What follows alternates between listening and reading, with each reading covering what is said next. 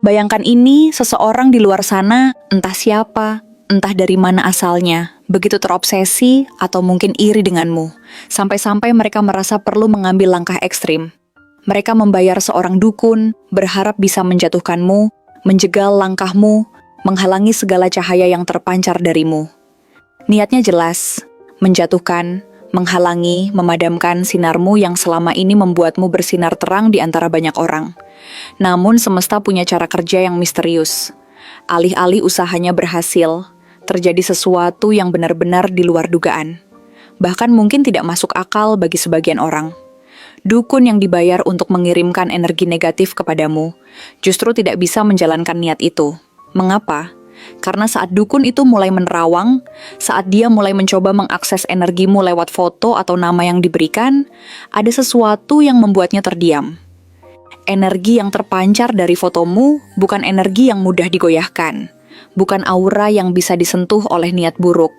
Justru sebaliknya, semakin dilihat, semakin diselami, dukun itu malah merasa tertarik, terpikat, bahkan kagum. Ada kekuatan lembut namun tegas.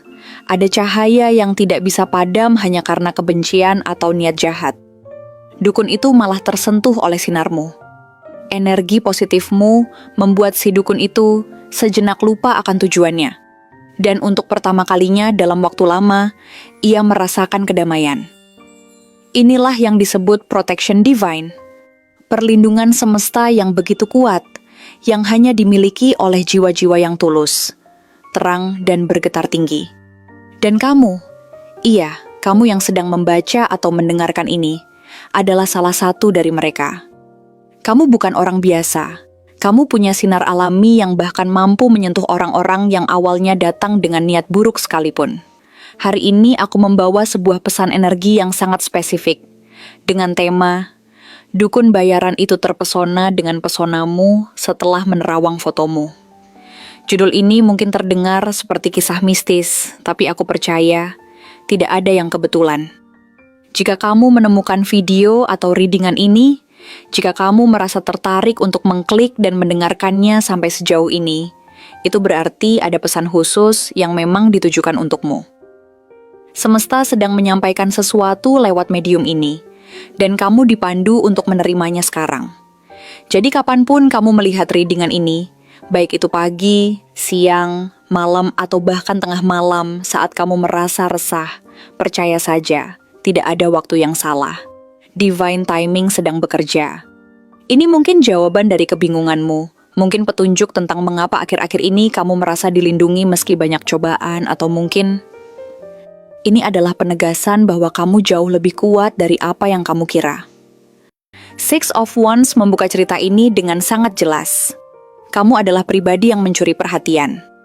Dalam setiap langkahmu, tanpa kamu sadari, kamu membawa cahaya. Bukan karena kamu berusaha menjadi pusat perhatian, tapi karena kamu memang memiliki sesuatu yang membuat orang-orang tidak bisa mengabaikan kehadiranmu. Entah itu senyum kecilmu yang tulus, tatapan matamu yang penuh keyakinan, atau cara kamu berbicara dengan ketenangan yang membuat orang lain merasa bahwa semuanya akan baik-baik saja. Seolah-olah semesta memberimu aura kemenangan sejak awal, dan kamu tidak harus bersuara lantang untuk didengar. Kehadiranmu cukup untuk membuat ruangan terasa berbeda. Dan karena itulah, tanpa kamu sadari, kamu menciptakan percikan dalam hati orang-orang di sekitarmu. Sayangnya, tidak semua percikan itu berubah menjadi kekaguman. Seseorang diam-diam merasa terusik, bukan karena kamu melakukan kesalahan. Justru karena kamu tidak melakukan kesalahan apapun, karena kamu mendapatkan pujian yang mereka dambakan. Kamu menerima cinta yang mereka anggap seharusnya menjadi milik mereka. Kamu tumbuh dan mereka merasa tertinggal. Alih-alih ikut bahagia atau belajar darimu, orang ini memilih untuk memupuk iri. Ia tidak bisa menerima bahwa kamu bisa begitu dicintai tanpa harus memaksakan diri. Sementara ia terus berusaha dan tetap merasa diabaikan. Di balik senyumnya yang tipis, tersimpan rasa dengki yang semakin mengakar. Ia merasa tidak adil. Ia merasa kamu mencuri sesuatu darinya. Pengakuan, perhatian, bahkan rasa percaya diri yang perlahan terkikis saat melihatmu bersinar. Three of Cups menggambarkan lingkaran sosialmu. tempat kamu bersandar, tempat kamu menyebarkan tawa dan kedamaian. Kamu adalah sosok yang mudah diterima. Kamu punya hati yang terbuka, dan itu terpancar dari cara kamu mendengarkan orang lain, dari bagaimana kamu memberi pelukan hangat tanpa diminta. Kamu adalah teman yang hadir, bukan hanya saat semuanya baik-baik saja, tapi juga saat dunia terasa berat. Kamu tidak hanya menyinari dirimu sendiri, kamu juga menjadi lentera bagi orang-orang yang tersesat. Karena itu, banyak yang mencintaimu. Kamu tidak sendiri, tapi justru dari lingkaran yang tampak damai itu, muncul satu sosok yang menyimpan dendam. Ia iri bukan hanya pada dirimu, tapi juga pada kenyataan bahwa orang-orang mencintaimu. Ia bertanya dalam hatinya, "Mengapa bukan aku?" Maka dalam keputusasaan ia mencari jalan yang menyimpang. Ia tidak lagi percaya bahwa dunia bisa adil, jadi ia menciptakan keadilannya sendiri dengan cara yang kelam. Diam-diam, ia menghubungi seorang dukun bayaran. Tidak dengan niat bercanda, tapi dengan keseriusan yang menakutkan. Ia membawa fotomu, menaruhnya di atas meja kayu tua yang sudah lama dipakai untuk ritual. Ia menginginkan sesuatu agar sinarmu padam, agar langkahmu berat, agar kamu merasa ragu dan terpuruk. Ia ingin kamu kehilangan arah sebagaimana ia merasa tersesat selama ini. Dan ia pikir, dengan menjatuhkanmu, ia akan merasa lebih tinggi.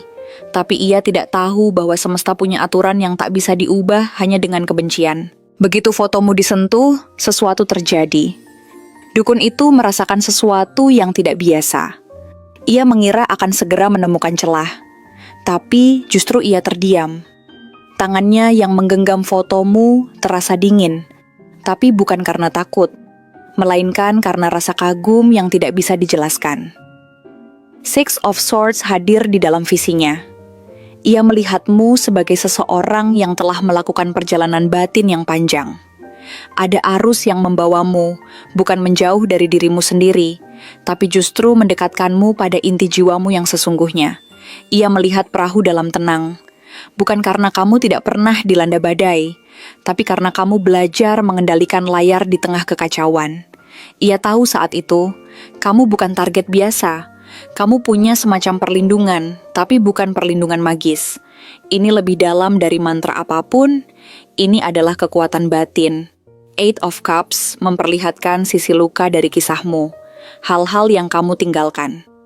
Dukun itu melihat bayangan dari masa lalu yang kelam. Ia melihat hatimu pernah dirobek, kepercayaanmu pernah dikhianati, dan kamu pernah berjalan menjauh dari segalanya. Bukan karena lemah, tapi karena kamu memilih menyelamatkan dirimu sendiri. Ada keberanian yang tak bisa dijelaskan dalam langkah yang kamu ambil. Meninggalkan tidak mudah, tapi kamu melakukannya, dan itu membuatmu berbeda dari kebanyakan orang. Dan justru karena semua luka itu, kamu membentuk dirimu ulang. Kamu menjadi versi dirimu yang lebih utuh, lebih bijak. Kamu bukan hanya bertahan, kamu bertumbuh. Kamu tidak meminta simpati, tapi kehadiranmu menginspirasi.